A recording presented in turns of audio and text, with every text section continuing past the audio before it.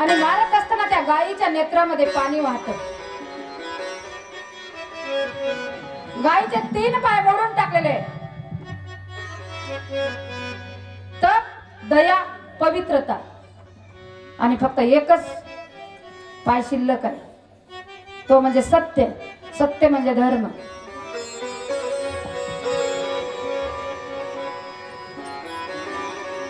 गायीच्या डोळ्यात पाणी आल्यास समजावं काहीतरी अधर्म घडणार आहे. गाय खूप पवित्र आहे. ज्या वेळेस आईचं दूध लेकराला मिळत नाही ना, त्यावेळेस आपण गाईचं दूध पाजवतोय.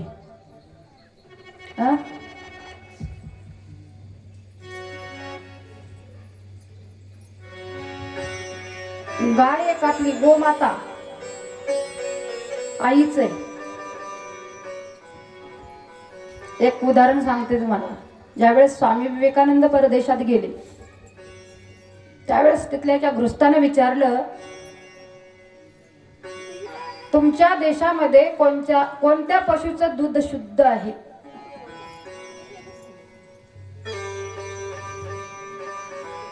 स्वामी विवेकानंदांनी त्यांना उत्तर दिलं, आमच्या देशात म्हशीचं दूध शुद्ध, म्हशीचं दूध शुद्ध आहे. त्यांनी सांगितलं, आमच्या तर वाचनात गेलेलं आहे, आमच्या ऐकण्यात आलेलं आहे, गाईचं दूध सगळ्यात शुद्ध पवित्र असतं. ती म्हणे, तुम्ही प्रश्न विचारताना मला काय विचारला, तुमच्या देशामध्ये कोणत्या पशुचं दूध शुद्ध आहे?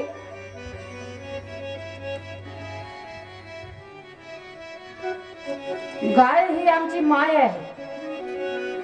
आम्ही गाईला पशु कधी म्हणत नाही,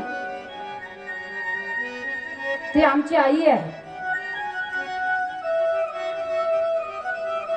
म्हणून गोमातेवर दया करावी.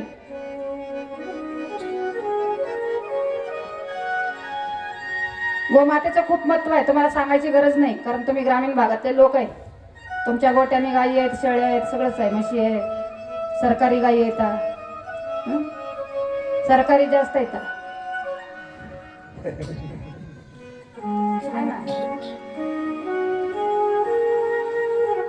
आपल्या देशी गायी आहेत का नाही मला माहिती नाही, शक्यतो दिसतच नाहीत कुठं.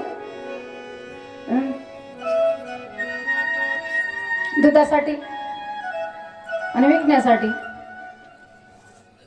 दूध विका, शेडच्या शेड असू द्या सरकारी गाई, पण एकतरी आपली गावरान गाय असली पाहिजे. आपण शेतकरी आहोत, शहरातल्या लोकांचं जाऊ द्या तिकडं, त्यांना राहायला जागा नसते ते गाय बांधायची कुठं. ज्या दूध विकण्यासाठी आपण शेड भरून नुसत्या सरकारीच गाईचा भरणा करतो,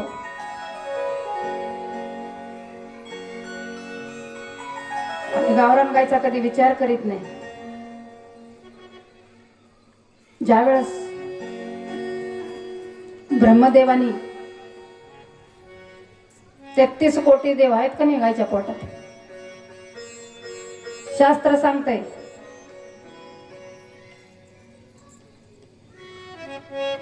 ज्यावेळेस देवतांना आवाहन केलं ब्रह्मदेवानी,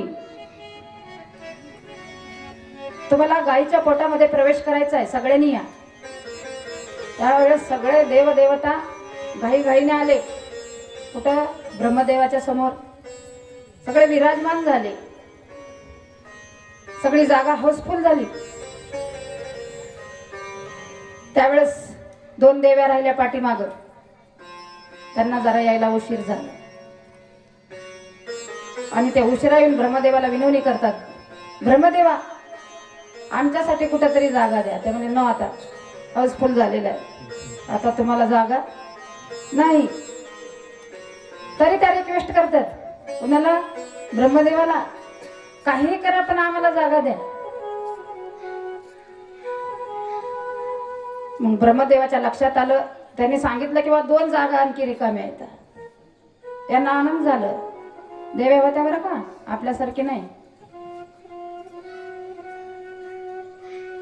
त्यांनी सांगितलं कोणत्या जागा आहेत त्या, विचारलं ब्रह्मदेवाला. ब्रह्मदेवाने सांगितलं एक जागा गोमूत्राच्या ठिकाणी आणि दुसरी जागा शेणाच्या ठिकाणी. त्या म्हणल्या हरकत नाही, काही हरकत नाही. बरं झालं वाटलं त्यांना, आपल्याला जागा भेटलं हे महत्वाचं.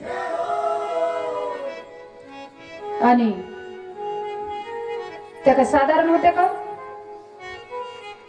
गंगेला सांगितलं, गंगा नदी तू गोमूत्रात विराजमान हो.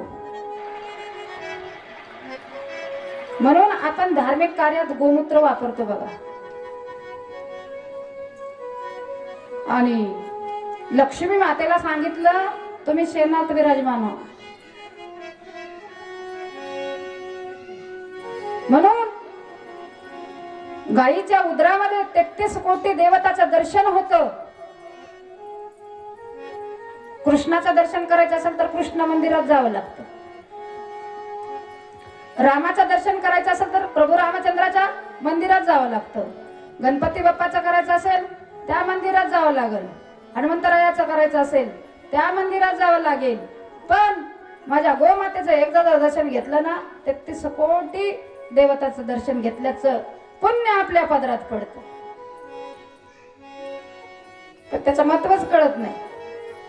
गोमातेला फक्त एक प्रदक्षिणा घातली तर पृथ्वी प्रदक्षिणा घातल्याचं पुण्य आपल्या भाग्यात पडतं.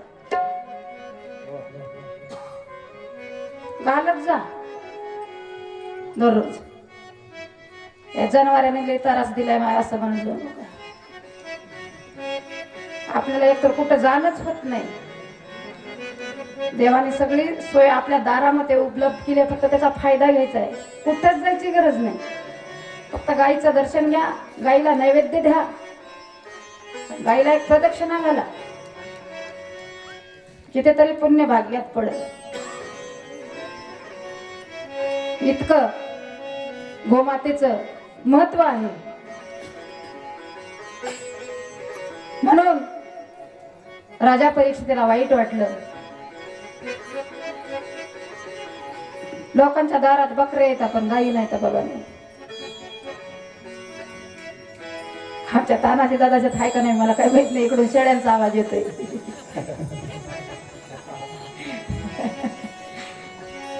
असावी पण भरपूर जागा दिलेली भगवंताने, तर मला एखादी गाय असावी. आमच्या तिथं सोनाराच्या दुकानाच्या पुढी गाय आहे की नाही? ऐका, चाकणच्या चौकात वाबवाकर मारवाडी. हा, शहरात राहून सुद्धा अगदी नियमानं सगळं चालतंय. आपण ग्रामीण भागातले, बाकी तुम्ही कितीही बिझनेससाठी म्हशी पाळा पण एक गाय निश्चित पाळा. तर तुम्हाला सवडच नसते तीर्थयात्रा करायला, त्याच्यामुळे आपलं रोज गायला नैवेद्य, एक प्रदक्षिणा, गायचं दर्शन, कितीतरी भाग्यवान व्हायचं. पण नियम ठेवला पाहिजे. नियम नित्य नेमानामी तो प्राणी दूर